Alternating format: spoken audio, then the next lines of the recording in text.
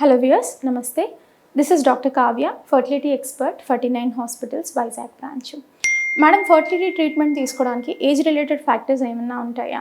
ఏ age group వాళ్ళు fertility treatments తీసుకోవాలి, ఏ age group తీసుకోకూడదు? ఫస్ట్ 21 years అబోవ్ అయితే ఫర్టిలిటీ ట్రీట్మెంట్స్ తీసుకోవడం ద్వారా ఎక్కువ ఛాన్సెస్ ఆఫ్ ప్రెగ్నెన్సీ అనేది ఉంటుందన్నమాట. 21 years కన్నా తక్కువ ఏజ్లో పెళ్లి చేసుకోవడం అనేది యూజువలీ పల్లెటూరులో జరుగుతుంది. వాళ్ళు ఏంటంటే 16 yearsకే పెళ్లి చేసుకుని 2-3 years అయింది, ప్రెగ్నెన్సీ రావడలేదు అని చెప్పేసి హాస్పిటల్కి వస్తుంటారు. సో ఈ కపుల్కి అసలు ప్రెగ్నెన్సీ రిలేటెడ్ ట్రీట్మెంట్ ఇవ్వాలా వద్దా?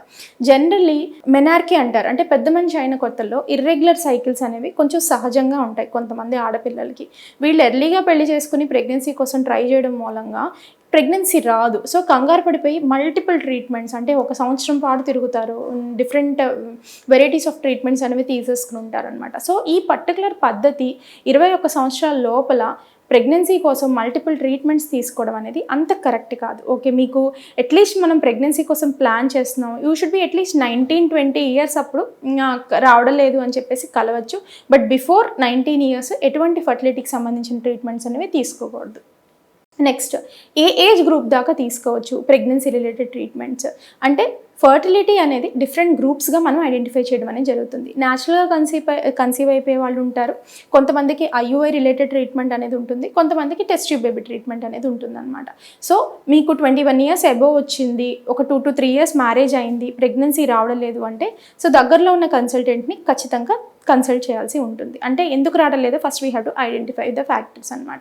నెక్స్ట్, ఈ న్యాచురల్గా ట్రై చేశారు, రావడం లేదు, మందులు మింగారు కూడా రావడం లేదు. నెక్స్ట్ టైప్ ఆఫ్ ట్రీట్మెంట్, చిన్న ఏజ్ గ్రూప్ ఉన్న వాళ్ళు ఐయుఐస్ ట్రై చేసుకోవచ్చు. ఇంకేదైనా మల్టిపుల్ ఫ్యాక్టర్స్తో పాటు ఏది కోమార్బిడ్ కండిషన్స్ అనేది మనం ఐడెంటిఫై చేసినట్లయితే, అంటే విరికణాలు తక్కువ ఉండడం, సివియర్ పీసీఓడి ఉండడం, రిజర్వ్ ఆఫ్ ద ఎగ్ తక్కువ ఉండడం, గడ్డలు ఉండడం కడుపులో, ఎండోమెట్రియోసిస్ అంటే సిస్టులు లాంటివి ఉండడం, ఇట్లాంటి వాళ్ళు ఏంటంటే అంత స్టెప్ బై స్టెప్పే వెళ్ళాల్సిన అవసరం లేదు. ప్రెగ్నెన్సీ కోసం ఎంత తొందరగా వీలైతే అంత తొందరగా ప్రయత్నించవచ్చు. మనం ఏ ఏజ్ దాకా ట్రీట్మెంట్ అనేది హాస్పిటల్స్లో ఇవ్వగలరు?